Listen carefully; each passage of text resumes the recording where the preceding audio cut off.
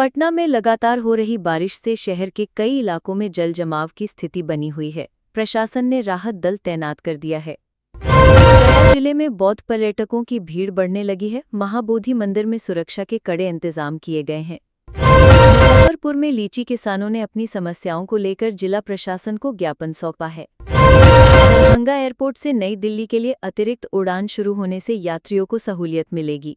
भागलपुर में गंगा नदी का जलस्तर स्थिर हुआ है। बाढ़ग्रस्त इलाकों में लोग अपने घर लौटने लगे हैं। सहरसा में स्वास्थ्य विभाग ने डेंगू और मलेरिया को लेकर जागरूकता अभियान चलाया है। पूर्णिया में किसानों ने धान की फसल की खराब स्थिति को लेकर सरकार से मुआवजे की मांग की। बिहार में रेलवे विभाग ने प्लेटफॉर्म विस्तार और यात्री सुविधाओं को बेहतर बनाने की योजना बनाई। नालंदा विश्वविद्यालय में नए शोध केंद्र की स्थापना की गई, जिससे छात्रों को रिसर्च के नए अवसर मिलेंगे। वैशाली में छठ महापर्व की तैयारी जोरों पर है। घाटों की सफाई और लाइटिंग का काम जारी है। मधुबनी में मिथिला पेंटिंग प्रदर्शनी का आयोजन हुआ, जिससे कलाकारों को पहचान मिल रही है। सीवान में अपराधियों के खिलाफ पुलिस ने अभियान चलाकर कई संदिग्धों को गिरफ्तार किया। अररिया जिले में नेपाल सीमा पर सुरक्षा बढ़ा दी गई है।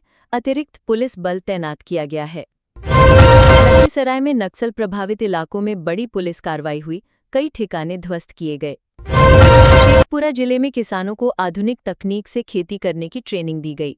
बक्सर में गंगा तट पर बाढ़ नियंत्रण को लेकर नया तटबंध बनाने की शुरुआत हुई। औरंगाबाद में सड़क हादसे में कई लोग घायल हुए। सभी को अस्पताल में भर्ती कराया गया। बेगूसराय में इंडस्ट्रियल एरिया में नई फैक्ट्रियों के निर्माण का कार्य शुरू हुआ है। रोहतास जिले में कैमूर पहाड़ियों में पर्यटन विकास योजना को लेकर बैठक की गई। खगड़िया में शिक्षा विभाग ने स्कूलों की स्थिति सुधारने के लिए विशेष अभियान शुरू किया है। किशनगंज में लगातार बारिश से जनजीवन प्रभावित हुआ है। कई गांवों में पानी भर गया है। सुपौल में कोसी नदी का जलस्तर कम होने से बाढ़ प्रभावित परिवारों को राहत मिली है। मोतिहारी में चंपारण आंदोलन से जुड़ी धरोहरों के संरक्षण पर काम तेज हो गया है। नवादा जिले में महिला स्व-सहायता समूहों ने स्वरोजगार के नए मॉडल पेश किए हैं। दरभंगा में मिथिला संस्कृति को बढ़ावा देने के लिए बड़े सांस्कृतिक कार्यक्रम का आयोजन हुआ। पटना हाईकोर्ट ने सरकारी भर्ती में पारदर्शिता को लेकर सरकार से रिपोर्ट मांगी। भागलपुर के सिल्क उद्योग को प्रोत्साहित करने के लिए राज्य सरकार ने विशेष पैकेज की घोषणा की।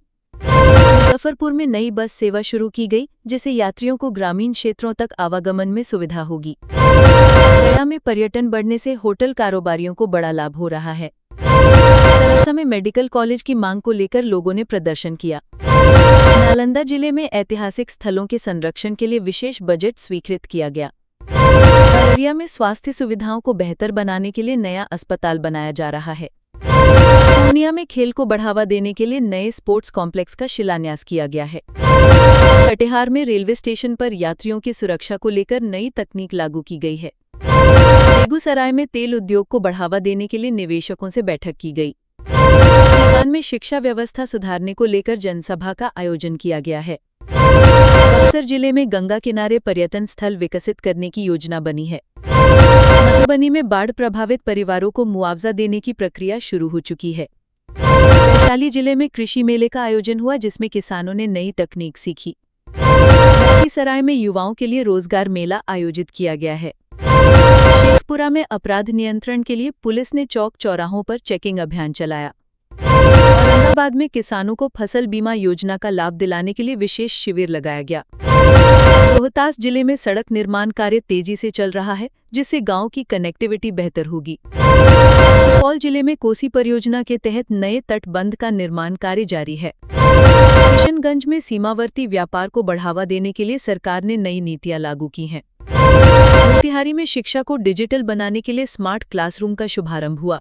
सहरसा में युवाओं को कौशल विकास प्रशिक्षण देने के लिए कार्यशाला आयोजित की गई। पटना में गंगा नदी के किनारे बने घाटों का सौंदर्यीकरण किया जा रहा है। भागलपुर में बिजली आपूर्ति सुधारने के लिए नई पावर ग्रिड की स्थापना हो रही है। नवादा में स्वच्छता अभियान के तहत शहर की सफाई व्यवस्था को और मजबूत किया गया है।